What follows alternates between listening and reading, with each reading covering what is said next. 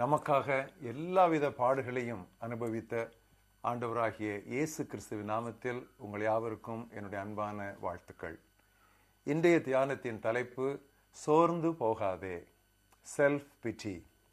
வாசிக்க வேண்டிய வேத பாகம் புலம்பல் 3ஆம் அத்தியாயம் முதல் 23 வசனங்கள். ஆண்டவருடைய கோபத்தின் மிலாற்றினால் உண்டான சிறுமையை கண்ட மனிதன் நான். அவர் என்னை வெளிச்சத்தில் அல்ல இருளிலே அழைத்து நடத்தி வந்தார். அவரது தம் கையை எனக்கு விரோதமாக தினமும் திருப்பினார். என் சதையையும் என் தோலையும் முற்றலாக்கினார். என் எலும்புகளை நொறுக்கினார். அவர் எனக்கு விரோதமாய் கொத்தளம் கட்டி கசப்பினாலும் வருத்தத்தினாலும் என்னை வளைந்து கொண்டார். பூர்வ காலத்தில் செத்து கிடக்கிறவர்கள் போல என்னை இருளான இடங்களில் அவர் கிடக்க பண்ணினார். நான் புறப்படக்கூடாதபடி என்னை சூழ வேலி அடைத்தார். என் விலங்கை பாரமாக்கினார். நான் சத்தமிட்டு கூப்பிட்டாலும் என் ஜெபத்துக்கு வழியை அடைத்து போட்டார்.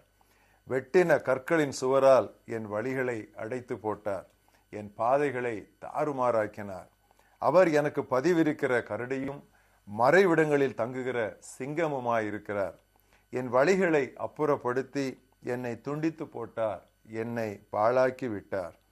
தமது வில்லை நாணேற்றி என்னை அம்புக்கு இலக்காக வைத்தார். தம்முடைய அம்பரா தூணியின் அம்புகளை என் உள்ளந்திரியங்களில் படப்பண்ணினார்.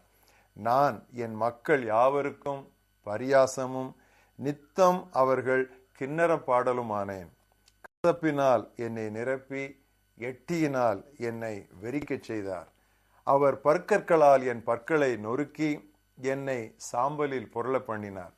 என் ஆத்துமாவை சமாதானத்துக்கு தூரமாக்கினார். சுகத்தை மறந்தேன். என் பலனும் நான் கர்த்தருக்கு காத்திருந்த நம்பிக்கையும் அழிந்து போயிற்று என்றேன். எட்டியும் பிச்சுமாகிய என் சிறுமையையும் என் தவிப்பையும் நினைத்தருளும். என் ஆத்துமா அவைகளை நினைத்து நினைத்து எனக்குள் முறிந்து போகிறது. இதை என் மனதிலே வைத்து நம்பிக்கை கொண்டிருப்பேன். நாம் நிர்மூலமாகாதிருக்கிறது கர்த்தருடைய கிருபையே. அவருடைய இரக்கங்களுக்கு முடிவில்லை. அவைகள் காலைதோறும் புதியவைகள். உமது உண்மை பெரியதாய் இருக்கிறது.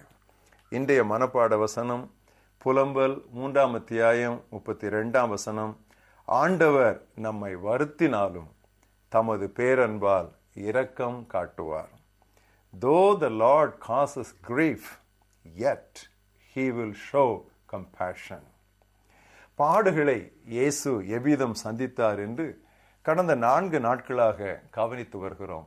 இன்று அதை நாம் தொடர்வோம். இயேசுவின் வாழ்வில் பாடுகள் உச்ச கட்டத்தை அடைந்த போது அவரது மனதில் பலவிதமான கேள்விகள் எழும்பி இருக்கும். இது எனக்கு தேவைதானா? எல்லா காரியங்களிலும் என் தந்தைக்கு நான் கீழ்ப்படிந்து நடக்கவில்லையா? நான் மக்களுக்கு நல்லது மட்டும்தானே செய்தேன். ஏன் ஆண்டவரே, ஏன் தான் நான் இப்படி பாடுபட வேண்டுமோ என்றெல்லாம் அவருடைய மனதிலே கேள்விகள் வந்திருக்கும். ஆனால் ஆண்டவரோ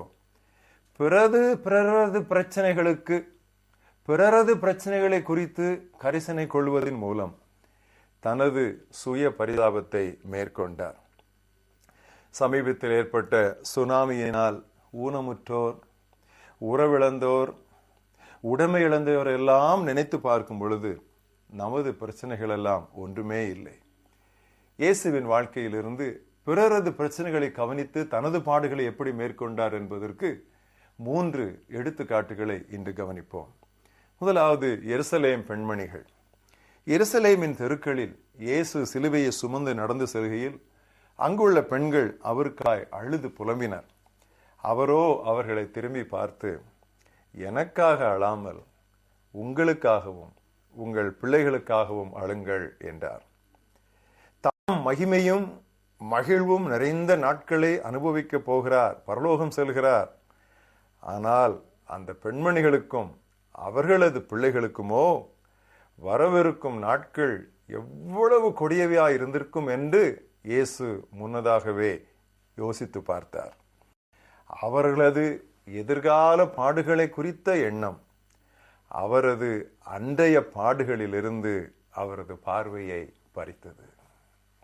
அடுத்து சிலுவையிலே தொங்கிக் கொண்டிருந்த ஒரு கள்ளன்.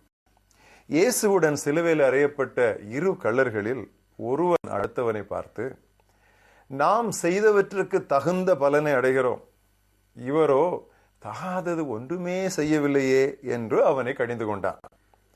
இவ்வித சொற்கள் இயேசுவின் காதுகளில் விழுந்த மாத்திரத்தில் அவை அவரை சுய பரிதாபத்தில் அமிழ்த்தி இருக்க முடியும்.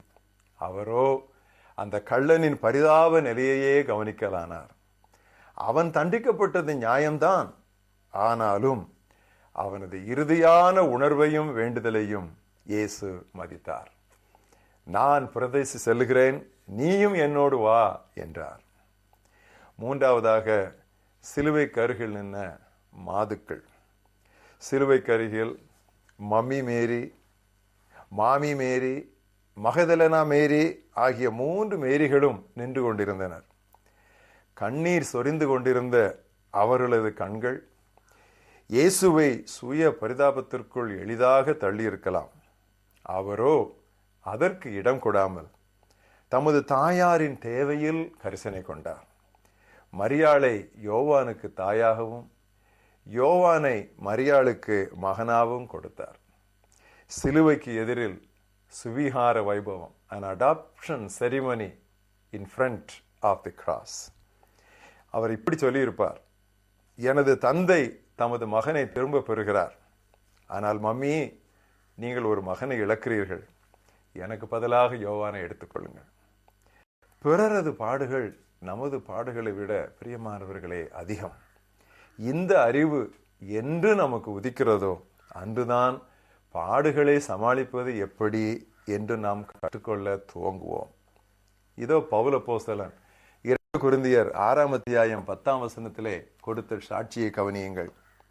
துக்கப்படுகிறவர்கள் எனப்பட்டாலும் எப்பொழுதும் சந்தோஷப்படுகிறவர்களாகவும், தரித்திரர் எனப்பட்டாலும் அநேகரை செல்வந்தராக்குகிறவர்களாகவும் எங்களை விளங்க பண்ணுகிறோம். ஆண்டவர் நம் வருத்தினாலும் தமது பேரன்பால் இரக்கம் காட்டுவார். ஜெபிப்போம். எங்க நல்ல ஆண்டவரே, இந்த அருமையான நாளுக்காக நாங்கள் உம்மை துதிக்கிறோம். எங்களுக்கு முன்பாக எல்லாவித பாடுகளையும் அனுபவித்த ஆண்டவராகிய இயேசு கிறிஸ்துவை கொண்டு நீர் நிறுத்துகிறதற்காக நாங்கள் உம்மை துதிக்கிறோம். எவ்விதமாய் அவர் பாடுகளை சமாளித்தார், சந்தித்தார் என்று நடைமுறையான அநேக படிப்பினைகளை எங்களுடைய வாழ்க்கைக்கு ஏற்ற வகையிலே நாங்கள் கற்றுக்கொள்ள எங்களுக்கு கொடுத்த இந்த நல்ல தியானத்திற்காக நாங்கள் நன்றி சொல்லுகிறோம். ஆம் ஆண்டவரே, மற்றவர்களுடைய பாடுகள் எங்கள் பாடுகளை விட மிக மிக அதிகம். அதை ஒரு நாளும் நாங்கள் மறந்திருக்காதற்கு உதவி செய்யும்.